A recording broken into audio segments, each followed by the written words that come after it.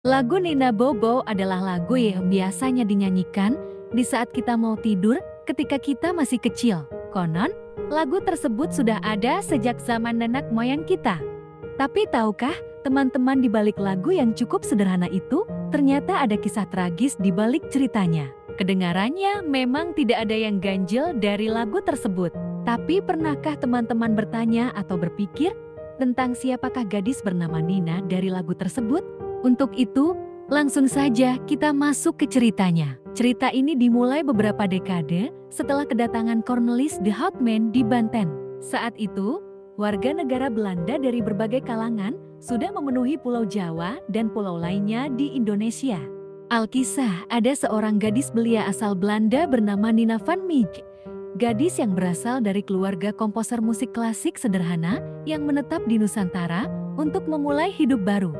Hidup Nina berjalan normal seperti orang-orang Belanda di Nusantara pada umumnya. Berjalan-jalan, bersosialisasi dengan penduduk pribumi, dan mengenal budaya Nusantara. Kedengarannya indah memang. Tapi semenjak kejadian aneh itu, keadaan menjadi berbanding terbalik. Kejadian aneh itu terjadi pada suatu malam, badai petir yang tidak berhenti saling bersahutan. Dari dalam kamarnya, Nina menjerit keras sekali, diikuti suara vas bunga yang terjatuh. Seketika, ayah, ibu serta pembantu keluarga Nina langsung menuju kamar Nina. Ternyata pintu kamar Nina terkunci dari dalam. Ayah Nina pun langsung mendobrak pintu itu. Saat pintu itu didobrak, suatu pemandangan mengerikan disaksikan oleh keluarga itu. Terlihat di ranjang tidurnya, Nina melipat tubuhnya ke belakang persis dalam posisi kayang, merayap mundur sambil menjerit-jerit dan sesekali memumpat-mumpat dengan bahasa Belanda. Rambutnya yang lurus pirang menjadi kusut tidak karuan dan kelopak matanya menghitam pekat. Itu bukan Nina, terpikir oleh mereka. Itu adalah jiwa orang lain di dalam tubuh Nina.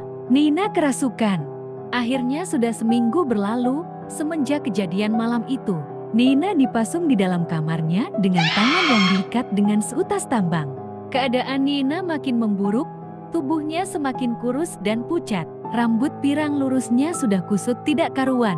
Ibu Nina hanya bisa menangis setiap malam ketika mendengar Nina menjerit-jerit. Ayah Nina tidak tahu harus berbuat apa lagi karena kejadian aneh seperti ini tidak pernah dialaminya.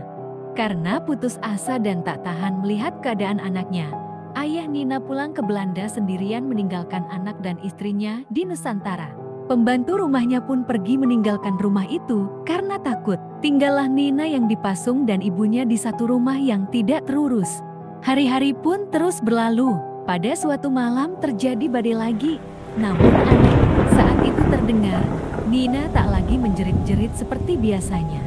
Kamarnya begitu hening, perasaan ibu Nina bercampur aduk antara bahagia dengan takut. Bahagia bila ternyata anaknya sudah sembuh, tetapi takut bila ternyata anaknya sudah meninggal.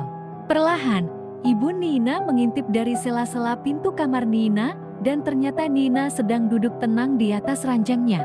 Nina tidak berkata apa-apa, tetapi sesaat kemudian dia menangis terseduh-seduh. Ibu Nina langsung masuk ke dalam kamarnya dan memeluk Nina erat-erat. Sambil menangis, Nina berkata, "Ibu, aku takut." Lalu ibunya menjawab sambil menangis pula, "Tak apa nak, ibu ada di sini. Kamu tak perlu menangis lagi. Ayo kita makan. Ibu tahu, kamu pasti lapar." "Aku tidak lapar bu, tetapi bolehkah aku meminta sesuatu?" "Apapun nak, apapun." "Aku ngantuk bu. Rasanya aku akan tertidur sangat pulas. Maukah ibu menyanyikan sebuah lagu pengantar tidur untukku?"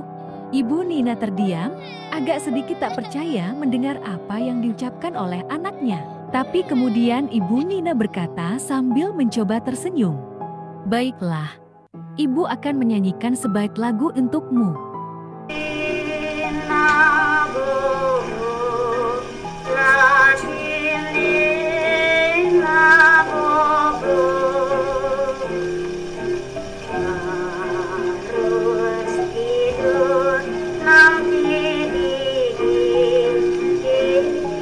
Setelah sebaik lagu itu, Nina terlelap damai dengan kepala di pangkuan ibunya. Wajah anggunnya telah kembali. Ibu Nina menghela nafas lega.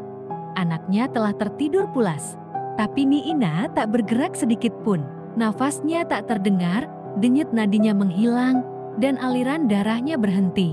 Nina telah tertidur lelap untuk selamanya dengan sebuah lagu ciptaan ibunya sebagai pengantar kepergian dirinya setelah berjuang melawan penderitaan.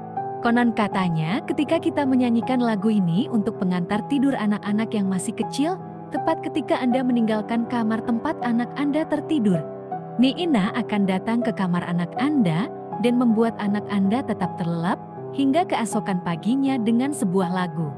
Sekian dan terima kasih. Jangan lupa subscribe, like, and share.